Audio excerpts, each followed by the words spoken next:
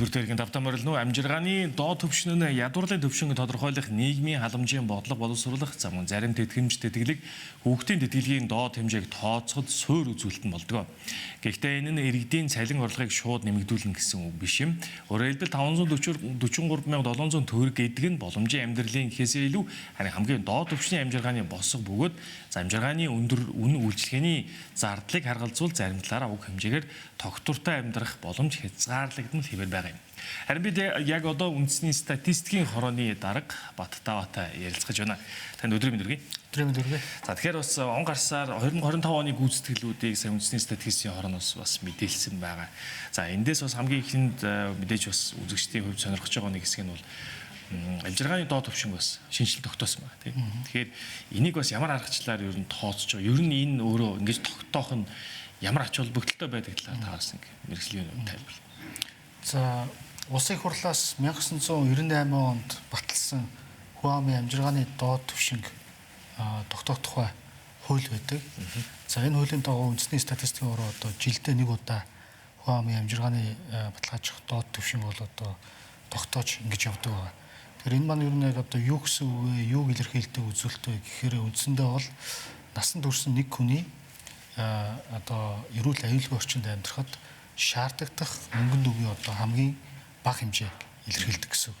За энийг бид одоо тооцохдоо хуульд заасны дагуу болон олон улсын одоо аргачлалын дагуу яаж тооцдог вэ гэхээр нэгдүгürt бол насанд хүрсэн хүн 1 сарын хугацаанд эрүүл амьдрахад өдөрт одоо өдрө болгон авах ёстой калорийн доод хэмжээ гэж байдаг. За энийг бол эрүүл мэндийн одоо яамны холбогдох байгууллагуудаас тогтоодог. Энэ 2100 калори одоо илчлэгтэй хүнс тэжээл авахын тулд доорож одоо хэдэн төгрөгийн хүнсэндээ зарцуулах шаардлагатай байна. За дээрэс нь одоо хувцас бусад одоо хэрэглээнд наацах нь хэдэн төгрөг зарцуулж иж одоо эрүүл аюулгүй байдлынхаа хамгийн бага түвшинг хангах шаардлагатай байна гэдэг энэ үзүүлэлтийг тооцдог үзүүлэлт гэсэн үг. За энэ үзүүлэлтийг бид хуульд заасны дагуу бол бүсээр зарладаг байгаа. За жишээлбэл одоо 2026 оны хувьд Улаанбаатар хотод таны түрүү хэлдэг 543.7 мянга байхад за баруун бүсд одоо 538 мянган төгрөг байх жишээтэй юм байдаг. За бид энэ дүнгээ бол одоо жил болгон шинжилээд явдаг. За шинжилгээтэй бол тухайн бүсдэр одоо хэрэглээний бараа бүтээгдэхүүний үнийн түвшин ямар хэмжээгээр өсөв. За энтэй зэрэгцүүлээд одоо амжиргааны доод түвшингээ бас өсгөж явдаг гэсэн үг. Ерөнхий том зурглаар харах юм бол бас энэ төвшин маань өөрөө нөгөө талаас Монгол улсын хэмжээнд байгаа ядуурлын төвшин нэг талд нь бас харуулж өгдөг нэг юм бүтцтэй уялдаад байгаа шүү. Тэгэхээр өнөөдрийн байдлаар яг Монгол улсад ер нь яг poverty line гэх юм уу нөгөө талдаа энэ ядуурлын төвшин ямар хэмжээнд явж байгаа. За энэ амжиргааны баталгаачих доод төвшин маань ядуурлын шугамтай бол уялддаг. За өөрөөр хэлбэл энэ шумаас доогор хэрэглээтэй бол одоо ядуурлын шумаас доогор хэрэглээтэй гэж одоо үзэх юм үзүүлэлтүүд болж явдаг. За ядуурлын шугамын хувьд бол одоо үндэсний статистикийн ороо Дэлхийн банктай хамтарч одоо 2 жил тутам тооцоо хийгээд тодорхой давтамжтайгаар бол мэдээллийг олон нийтэд хүргэдэг байгаа. За 2024 оны гүйцэтгэлийг бол бид энэ эх саруудад буюу 6 сард одоо энэ сүүлээр Дэлхийн банктай хамтарч зарлахаар ингээд харилцсан одоо ажлаа төлөвлөлөөд ингээд төлөвлөлөө ажиллаа явж байна. За 2022 оны ядуурлын дүн бол улсын хэмжээнд ядуурлын түвшин 27.1%-тай байна. Одоо энэ дараагийн ээлжид энэ маань хизээ ер нь яг нөгөө бодит хэмжилт хийх юм уу те судалгааны ер нь хэдийгээр мөчлөг нь яг хэдэн жилийн хугацаатай байна. За ядуурлын шугамыг одоо тооцох, ядуурлын түвшнийг тооцох ажил маань бол 2 жил тутам судалгааг нь хийдэг. За үр дүн ингээд 2 жил тутмын энэ судалгааны үндсэн дээр үндэслээд одоо зарладаг юм үзүүлэлт байна. За амжиргааны баталгаажих доод түвшин маань бол түрүү хэл дээр бол жил болгон бид нэр хууль заасны дагуу энэ түвшинг бол тооцож одоо нийтд зарладаг байгаа. За энийг одоо зарлж байгаа маань яаж байгаа вэ гэхээр нийгмийн халамжийн тэтгэмж за одоо нөхөн олгор гэх мэт одоо мөнгөнд төлбөрүүдийн суур одоо тооцооны түвшин болж өгдөг их үзлэгтэй. Энд бас нэг сонирхолтой санагдаж байгаа хэсэг нь амжиргааны баталгаач амжиргааны төвшнийг бас ингээд доод хэмжээг тогтоож байгаа. Нөгөө талд нь бас хөдөлмөрийн үсгийн доод хэмжээ гэж нэг ойлголт байгаа шүү дээ. За одоогоор бол сүүл тогтоосон 740 орчим мөнгө байгаа юм. 720. Тэгэхээр энэ хоёр маань уг нь логикийн үед эдийн засгийн логикоор бол уялдах ёстой бас нэг уялдаа холбоо гэж нэг юм бас байгаа бах тий. Тэгэхээр энийг ер нь нөгөө талдаа яг бодлогын хувьд яг зөвхөн хууль заасны дагуу ингэж тооцох ёстой байдгүй эсвэл бодит өртөг гэдэг нэг юм ойлголт бас цаана гараад байгаа л да. Тэгэхээр энэ дээр юу амжиргааны баталгаажих доод түвшин маань бол одоо насанд хүрсэн нэг хүн 1 сарын хугацаанд одоо эрүүл аюулгүй одоо хүнс хэрэглэхэд наазахын одоо түвшин гэсэн үг тийм. Одоо хүнс илчлэгээ авах шаардлагатай мөнгөн дүн. За бусад одоо хүнсний бус хэрэгцээг хангах шаардлагатай хамгийн бага мөнгөн дүн гэсэн үг. За энэ бол одоо эрүүл аюулгүй амьдралын доод түвшин гэсэн. Хөдөлмөрийн хүнсний доод түвшин бол арай өөр ойлголттой. Энэ бол одоо хүн хөдөлмөрөө үнэлүүлээд хамгийн багатай хичнээн хэмжээний одоо цалин хүнс авах шаардлагатай дүнбэ гэдэг юм ойлголт гэсэн үг. Энэ бол бас одоо шууд хоорондоо ижилхэн биш. Гэхдээ мэдээж тодорхой түвшинд бол хоорондоо хамааралтайгаар тогтцож явдаг. Яагаад гэвэл хөдөлмөрийн хүнсний доод хэмжээг бол нийгмийн хамгааллын яам бол одоо энэ зөвлөлөөрөө ярилцаад за хуулийн дагуу бол тодорхой процессын дагуу тогтоодог байгаа. За ингэж тогтоохдоо мөн адил одоо инфляцийн түвшин, за одоо амжиргааны түвшин, за мөн одоо өрхийн орлого зарлал, хөдөлмөр эрхлэлтийн байдал гэдээ маш олон үзүүлэлтүүдийг харгалзаж үздэг. Амжиргааны доод түвшингийн яг тооц гаргачлал дотор нь жишээлбэл орон сууцны түрээсийн үнж гэдэг юм уу тэдгээр үзүүлэлтүүд нь багтдаг болов тээвэрлэл гэдэг. За амжиргааны доод түвшин одоо энэ тогтоох энэ юм дотор болохоор ерөнхийдөө хэрэглээний сагсанд одоо багтдаг дүнгууд бол багтаж явдаг. За энийг бол бид нэр ингээд өрхөөр нь тооцож жагаад нэг хүн лөө одоо шилжүүлж тооцдог гэсэн үг. Өөрөөр хэлбэл өрхийн болон хувийн үзүүлэлтүүдийг давхар шингээж явж байгаа гэсэн үг. Тэгэхээр энэ нөгөө хүнсний болон хүнсний бус өртөг гэж хоёр янз байгаа шүү дээ. Тэгэхээр хувцас имтэрэг. Тэгэхээр яг зарим экспертүүдийн бас тайлбарлаж байгаагаар бол бодит өртөг маань өөрөө бас 1.5-аас 1.7 сая орчим төгрөгөн дээр байх ийм дүр зураг харагдаж байгаа гэсэн нэг ийм зүйл явж байгаа. Тэгэхээр энийг ер нь тогтоож гаргадгийн бас өгөө талаараа бодлогын хувьд гол ач холбогдол нь одоо бид бол жишээ нь олон улсад өөрсдийн бас төвшинг зарлахад илүү дөхөн болдог ч гэдэг юм уу тий. Тэр талын бас ойлголт илүү чухал гэж харж болох уу? За амжиргааны баталгаажих доод төвшин маань бол илүү одоо нийгмийн халамж тэтгэвртгэнж нөхөн олгор тал руугаа одоо илүү төрөөс одоо иргэдэд үзүүлэх тэтгэвртгэмж за мөн одоо шүүхийн одоо тодорхой шийдвэрийн дагуу одоо хүүхдээ одоо асрах одоо тэтгэмжийг олгох гэх мэт ийм үзүүлэлтүүдэд шаардлагатай дүнг тогтоож байгаа гэсэн. За олон улсын харьцуулагдах хууц үзүүлэлт үзэх юм бол одоо бид нэр байнга зарлаа явдаг нөгөө дотоодын бүтээгдэхүүн нэг хүнд ногдох дотоодын бүтээгдэхүүн за дундаж орлого за энд одоо дундаж орлогын одоо түвшин ядуурлын шугам гэдэг энэ үзүүлэлтүүдийг бол илүүтэйгээр ашигладаг гэсэн.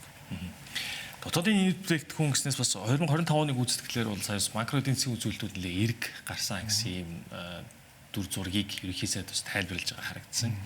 Нөгөө талдаа бол бас гадаад худалдааны тэнцэл нэлээдгүй бас ашигтай гарсан гэсэн ийм байгаа. Тэгэхээр энэ 6.8% гэсэн өсөлтөнд бас голлох яг салбараар нь задлаад аваад үзвэл яг ямар салбаруудын өсөлт ийм чухал нөлөөллийг үзүүлсэн. За 2025 оны дотоодын бүтээгдэхүүний бодит өсөлтийн өсөлт гүйцэтгэл бол анх хүлээжсэн хүлээлтээс бол нэлээд өндөр гарлаа. За ерөө бид санах юм бол оны дундуур оны эхэнд бол олон улсын байгууллагууд болон ихэнх дотоодын бодлогын байгууллагууд бол нэг 5.5-аас 6.5 орчим хувьд гарах болов гэдэг ийм төсөөллүүдийг хийжсэн. За ингээ гүйцэтгэл бол 6.8% гарлаа. За энд одоо хамгийн их нөлөөлж байгаа салбар бол энэ хөдөө аж ахуйн салбар байна. Нийт 6.8% өсөлтийн 2.9 1%-ийг одоо энэ хөдөө аж ахуйн салбар бүрдүүлж байгаа. За хөдөө аж ахуйн салбар маань өөрөө 33% өссөн.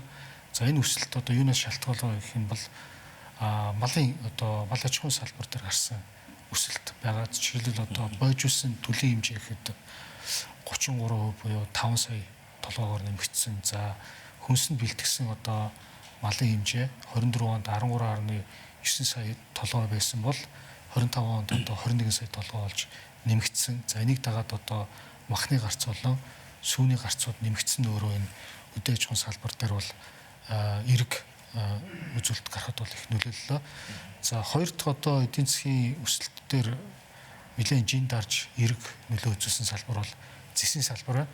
За зэсийн салбар маань одоо нийт ил байгаа мэдээлэл учраас оюутлогоо төслийн одоо далд урхайн олборлолт бүтээн байгуулалт нэлээд эрчимцэнтэй холбоотойгоор нийт бие хэмжээ 55%. За энэ дэр үнийн дүнгээ одоо оруулах юм бол экспортын дүн ч гэсэн за нийт үйлдвэрлэлийн дүн ч гэсэн нэг 76 орчим хувиар нэмэгдсэн юм үзүүлэлттэй байгаа. Энэ маань өөрөө дотоодын нэтвэгтэн дээр зэсийн салбар маань нийтдээ 1.21% эрг нөлөө үзүүлсэн байна.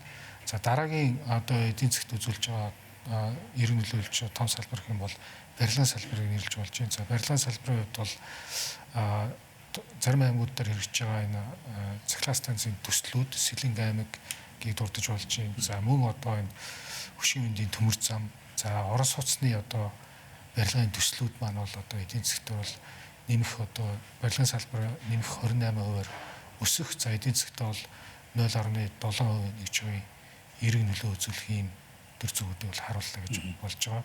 За эдийн засгийн гадаад тэнцлийн хувьд ч гэсэн дүр зураг бол харьцангуй бас эрг гарсан.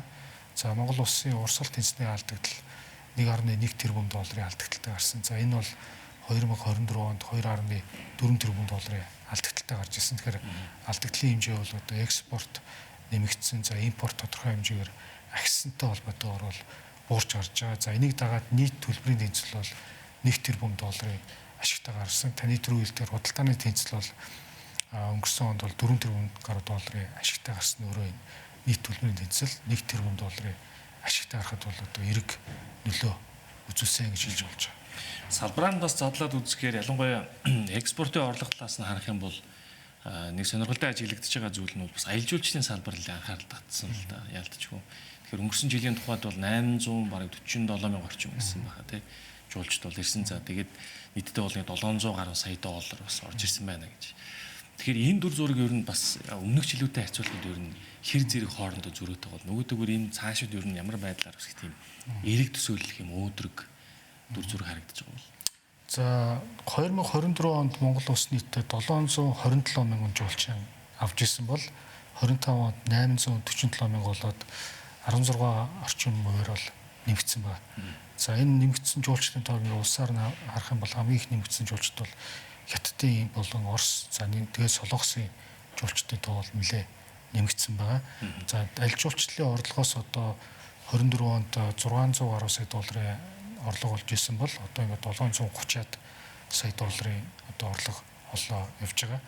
За ер нь цаашдаа яг аялал жуулчлалын салбар дээр одоо Дэлхийн банк болон бусад одоо олон улсын байгууллагууд дотоодын шинжээчдийн хийсэн дүгнэлтүүд байдаг. Манай орны хувьд бол одоо нийт авж байгаа жуулчдын маань 75%-ийг бид нэр 103 сартаа аваад байдаг. Тийм учраас хэрвээ бид нар одоо өвлийн саруудаа за бусад намар хаврын саруудаа жуулчлалыг бас нэмж авч чадах юм бол магадгүй одоо аялал жуулчлалын орлогыг бол илүү нэмэгдүүлэх бололцоо байна гэдэг ийм одоо судалгааны үр дүнгууд гардаг. За мөн одоо дотоод ирсэн Монголд ирсэн жуулчдын одоо дунджаар Монголд зарцуулж байгаа хэдэн доллар зарцуулж байгаа гэдэг ийм судалгаа бас байдаг. Жишээлбэл одоо Хятад болон Хойд Америкийн жуулчд одоо Монголд ирэхдээ дунджаар 2200-аас 300 доллар зарцуулдаг бол Солонгосын жуулчд 1600-аас 1700 орчим доллар зарцуулж байна. За энийг одоо ихэнх нь юу зарцуулж байна гэдэг судалгаанууд байдаг. Тэгэхээр бид нар аль жуулчлалын салбараа цаашд хөгжүүлэхэд бол дотооддоо нөгөө нэмийн үртэг шингээх, за үзэр үйлчилгээ, бэлэг дурсгал гэдэг энэ зүйлүүд дээр бол одоо анхаарах шаардлага байна. За ингэж чадах юм бол одоо энэ салбар маань нэгдүгээр жуулчдын тооны өсөлт бол нэмэгдэх хандлага дэлхийд даяараа байна. Хоёрт бид нэр нэмийн үртэг талаас бас анхаарч чадах юм бол дотоод төлдөх энэ аль жуулчлалын долларын салбарын 700 орчим сая долларын орлогыг илүү нэмэгдүүлэх бол боломж байна гэж харж байна.